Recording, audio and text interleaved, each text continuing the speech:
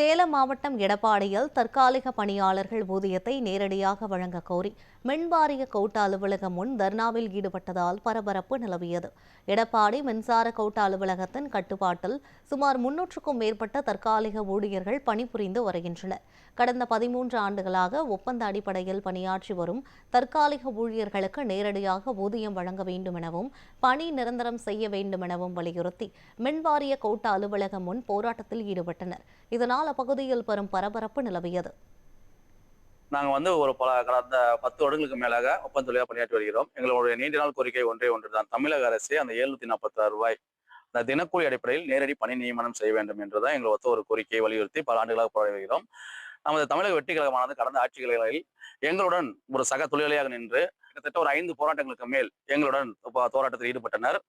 எங்களுடைய ஆட்சிக்கு வந்தால் உங்களை நேரடி பணி நியமனம் செய்வோம் தினக்கூலி அடிப்படையில் என்று வாக்குறுதி அளித்தனர்.